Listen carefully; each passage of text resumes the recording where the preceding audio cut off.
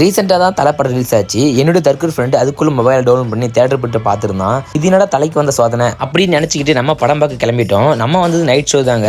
நம்ம வந்திருக்க இடங்க வந்து பார்த்தீங்கன்னா நம்ம ஊரில் லொக்கேட்டாக இருக்கு நம்ம ராஜா தேட்டர் தாங்க. நம்ம நைட் ஷோ போனதுனால கூட்டம் அவ்வளோவா இல்லை. இங்க டிக்கெட்டோட பிரைஸ் வந்து பார்த்தீங்கன்னா 200 rupees. அப்படியே உங்க ஊர்ல எவ்வளோ டிக்கெட் ரேட்னு மறக்காம கமெண்ட் பண்ணிட்டு போங்க. ஃபைனலாக டிக்கெட் வாங்கி உள்ள வந்துட்டோம். மோஸ்ட்லி நைட் ஷோனா கூட்டம் அதிகமாக இருக்காது. பட் ஆனால் நம்ம வந்து நேரம் வந்து பார்த்தீங்கன்னா கூட்டம் அதிகமாகவே இருந்துச்சுங்க. நம்ம டிக்கெட் வாங்கும்போது கூட்டம் கம்மியாக தான் இருந்துச்சு. பட் உள்ள என்ட்ரி ஆகும்போது கூட்டம் வந்துனே இருந்தாங்க.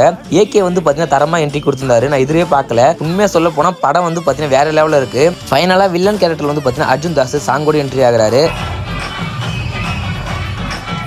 அதுக்கப்புறம் கொஞ்ச நேரத்தில் வந்து பார்த்தீங்கன்னா இன்ட்ரோல் விட்டுட்டாங்க.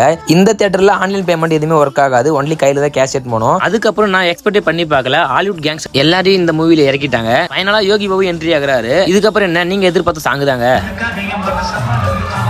ஃபைனலாக மூவி வேற மாதிரி இருக்கு. Bye bye, see you.